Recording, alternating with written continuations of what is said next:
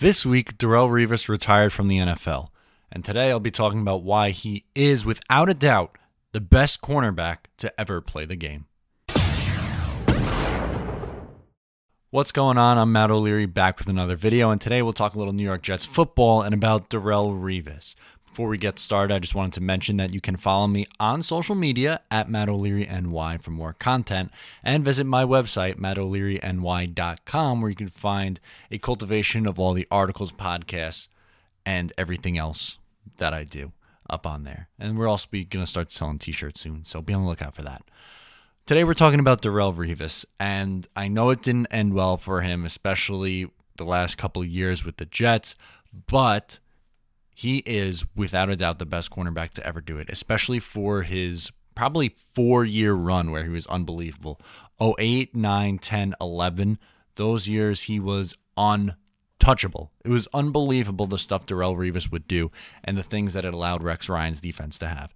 If you look at any game tape from especially the 2009 year, we're going to look at some of his numbers from that season, which is, I think, in my opinion, is the best defensive season in the history of the NFL, and I'll explain why.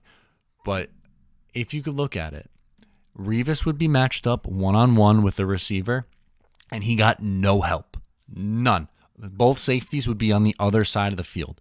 It was literally an island, and that's why it ended up being called Revis Island, and he would dominate the opposing wide receivers. And I'm not talking just about the regular scrub wide receivers who don't do anything in the NFL, on bad teams. I'm talking Randy Moss, Terrell Owens, Chad Ochocinco.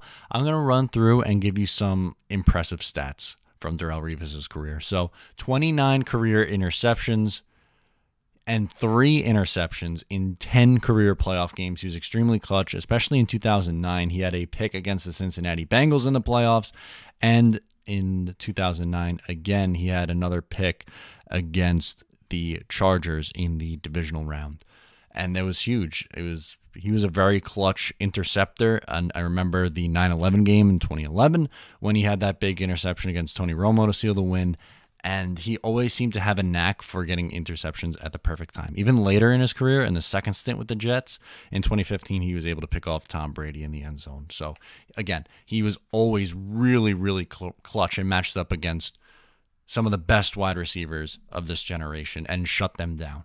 2009 specifically was insane. He allowed 3 touchdowns the entire season. 3. And he played all 16 games that year. He held in 2 separate occasions. So Randy Moss was in the division. He played for the Patriots. In the first game, he held Randy Moss to 4 catches for 24 yards and the interception. That second time, it was 5 catches for 34 yards and a TD, but still 5 catches for 34 yards on one of the best receivers in NFL history was insane.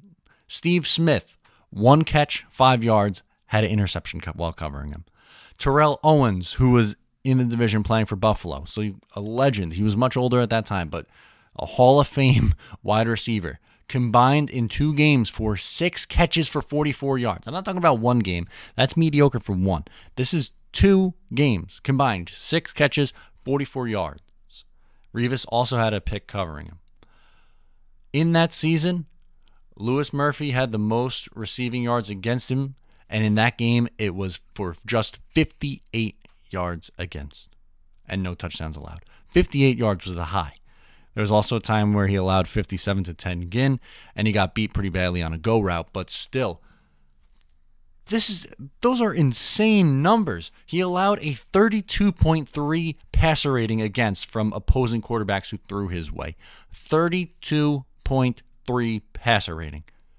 Can we just not talk about how ridiculous that is for a second? The only comparison that anyone has for all-time best corner is Deion Sanders. And yes, Deion had 53 picks, but to be fair, Revis probably would have had more, but nobody was throwing his way a lot of times. You look at the attempts in 2009, only like 130 times he was picked at. And yeah, later on in the second half of 2015 and all of 2016, he looked awful with the New York Jets. But that doesn't erase what he did in his rookie year in 07, which was impressive, but he really burst onto the scene in 08 being a very competent corner, and then 09 with one of the best defensive performances I've ever seen. And arguably, I think that the best defensive performance in NFL history. And then 2010 was phenomenal. 11 was great. 12, he got hurt after 4 games. He ends up getting traded. So look at how well Revis really helped out the Jets. Let me explain. Even in the second half when he stunk, let me explain. They trade Revis in 2013, and with that draft pick, they get Sheldon Richardson. Sheldon Richardson is a fine player for about 2 years with the Jets. They then flip him for a second-round pick. The Jets use that second-round pick and trade up for who? Sam Darnold. So not only is Revis the best corner, and probably you could argue that he's the best Jet of all time, better than Joe Namath, better than Curtis Martin. So not only is he one of the best, and he is a Ring of Honor and a first ballot Hall of Famer without a doubt, he also helped the Jets potentially land their franchise quarterback.